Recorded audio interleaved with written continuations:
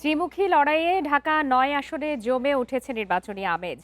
জনসংযোগে ব্যস্ত বিএনপি জামায়াতের প্রার্থীরা যাচ্ছেন ভোটারদের দুয়ারে দুয়ারে, শুনছেন তাদের সমস্যার কথা, দিচ্ছেন প্রতিশ্রুতি। একই আসন থেকে মনোনয়ন জমা দিয়েছেন ইসলামী আন্দোলনের প্রার্থীও, জানিয়েছেন কারো ক্ষমতার যাওয়ার সিঁড়ি হতে চায় না তারা।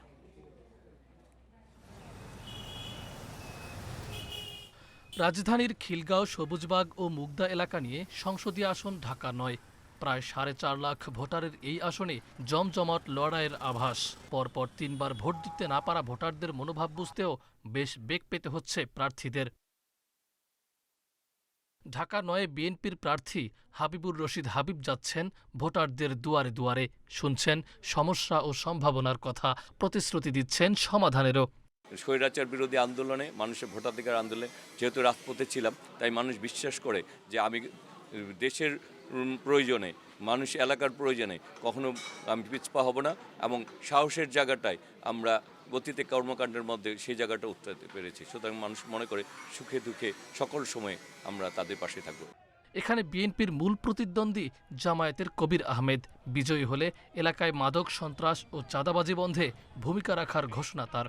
আমরা নিজেরা চাঁদাবাজি করি না, কাউকে আমরা চাঁদাবাজি করতে সুযোগ দেব না। এই এলাকার মানুষ সাক্ষী, জামাতের কোন লোক কারো কাছে ১ পয়সা চাঁদা দাবি করে নাই।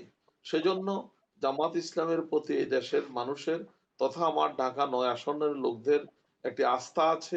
এই আসনে বড় দুই দলের প্রার্থীর পাশাপাশি মনোনয়ন জমা দিয়েছেন ইসলামী আন্দোলন বাংলাদেশের প্রার্থী ইফতেখার তারিক।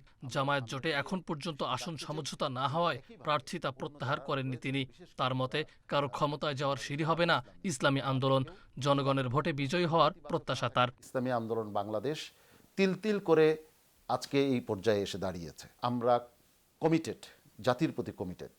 আমরা কারো শুধুমাত্র ব্যক্তিগত চাওয়া পাওয়া অথবা ক্ষমতায় অধিষ্ঠিত হওয়ার সিঁড়ি অতীতেও হয়নি, এখনো হব না, সামনেও হব না ইনশাআল্লাহ।